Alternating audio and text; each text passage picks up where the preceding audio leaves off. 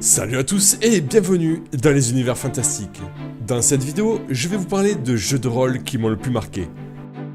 Je précise, cette vidéo n'est pas un top, et elle ne reflète que ma propre expérience en fonction de mes joueurs et des maîtres du jeu que j'ai croisés. Tout d'abord, revenons aux sources. J'ai débuté sur JRTM, le jeu de rôle de la Terre du Milieu. Il y a à peu près 16 ans, j'ai joué dans des associations et dans des conventions. Ce qui fait que j'ai pu tester pas mal de jeux.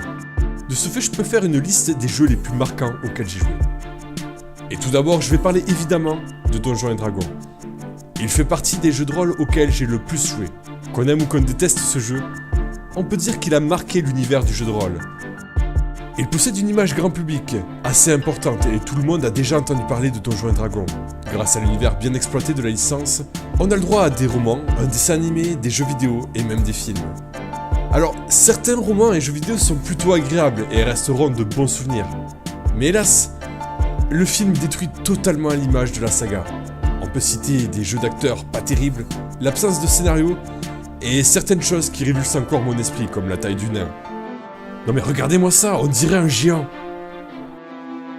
Bref, Donjons & Dragons est souvent pratiqué par de jeunes joueurs, ou des amoureux des jets de dés, ou de la globalisation.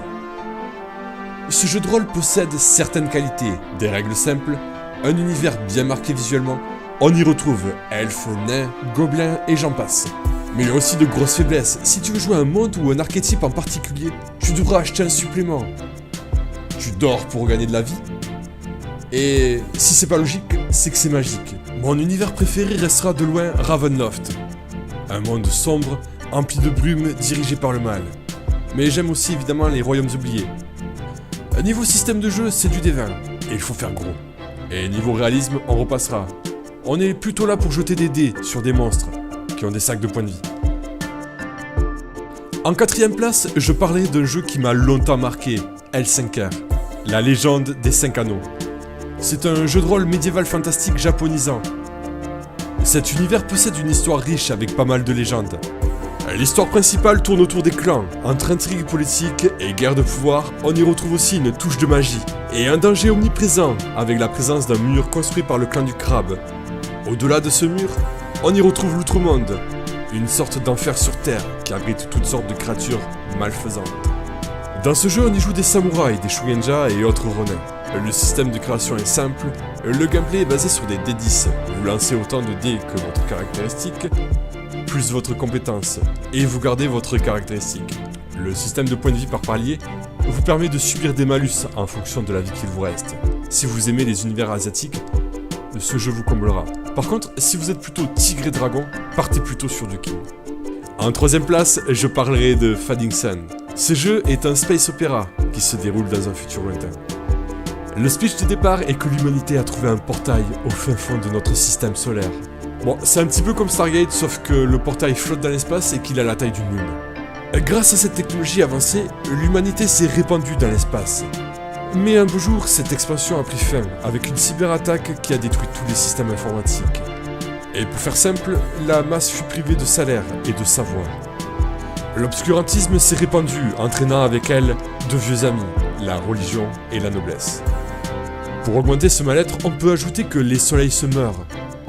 Vous jouez donc dans un monde médiéval futuriste post-apo, qui emprunte quelques subtilités à d'autres univers, comme Starship Troopers ou Warhammer 40 000. Bref, ce jeu est un bac à sable qui, quand on a un bon maître du jeu, peut nous amener très loin. Pour le système de jeu, on a le droit à du D20, caractéristiques plus compétences, et il faut faire un résultat élevé, sans dépasser ce total. Et niveau point de vie, on se place dans un jeu clairement pas orienté combat. En deuxième place, évidemment, l'Appel de Cthulhu. C'est un jeu empli de charme et de mystère. On peut y jouer un aventurier dans les années 50 ou un agent du FBI dans sa version Delta Green. Cet univers se passe dans notre monde, perverti par les romans de Lovecraft. Généralement, on y joue des enquêteurs qui traquent de sombres secrets. Et bien souvent, la vérité vous entraîne dans la folie, et on finit par boire du thé dans un sanatorium. L'Appel de Cthulhu traite d'un monde occulte, qui est régi par de sombres divinités. J'ai de très bons souvenirs sur ce jeu, et je ne vais pas en parler plus parce que je pense que ce monde est relativement connu. Pour le système de jeu, on a le droit à du pourcentage, et niveau point de vie... Fuyez, pauvre fou! En première place, on a un autre univers bien connu, Vampire la Mascarade. Alors là, on va englober loup-garou, vampire et autres mages, et peu importe les époques. Dans cet univers, on joue dans notre propre monde, à une exception près, c'est que les vampires, loups-garous, mages existent. On peut choisir sa faction et on y incarne un clan. On peut aussi jouer un pauvre humain qui transperce le voile. La cohabitation entre chaque espèce nécessite quelques règles. Et c'est pas parce qu'on est un vampire qu'on peut tuer à tout va. Et il faut maintenir cette mascarade, ce qui engendre des conflits entre espèces, des jeux d'intrigue et de pouvoir, et une grosse part de culte. Bon, j'avoue, le vampire est ma créature de fiction préférée. Tant qu'il ne brille pas au soleil, bien sûr. Ce qui me plaît ici, c'est qu'on se rapproche de la vision d'Anne Rice. Niveau système de jeu, c'est du D10 classique, et simpliste. Niveau vie, on est au-dessus de Cthulhu, mais pas trop.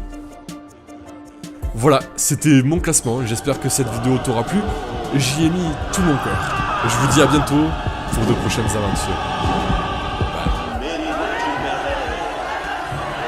अब इसकी जान मेरी मुट्ठी में है, अब इसकी जान मेरी